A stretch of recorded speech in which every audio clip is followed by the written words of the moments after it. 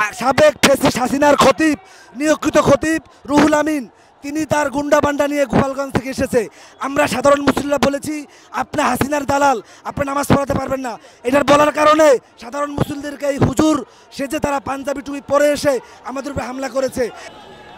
দর্শক, আমরা যেমনটি দেখতে পাচ্ছি যে এই মুহূর্তে বাইতুল মোকাররম মসজিদে জুমার নামাজ আদায় না করেই কিন্তু মুসল্লিরা বের হয়ে যাচ্ছেন, এবং আমরা মুসল্লিদের সাথে কথা বলে যেমনটি জানতে পেরেছি যে খতিব নিয়ে একটি ভিতরে সমস্যা তৈরি হয়েছে এবং সংঘাতের ঘটনাও ঘটেছে ভিতরে, এমনটি কিন্তু তারা বলছিলেন, এবং এই কারণে নামাজ না পড়েই কিন্তু মুসল্লিরা বের হয়ে যাচ্ছেন, এমনটি কিন্তু আমরা দেখতে পাচ্ছি।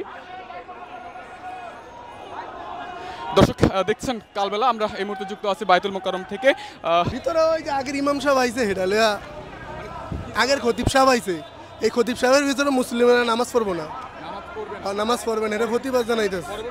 খতিব সাহেব এখনো আছে। দর্শক যেমনটি শুনছিলেন যে আগের যিনি খতিব ছিলেন সেই খতিব এসেছে এবং তার পেছনে মুসল্লিরা নামাজ আদায় করবেন না, এই লক্ষ্যে মূলত তারা এখানে আজকের নামাজ আদায়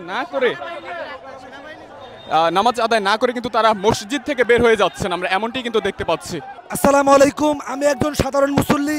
নামাজ পড়তে মসজিদে আমরা এসেছি, এসেই দেখি মসজিদের সামনে আগে থেকেই সব লোক ভরা।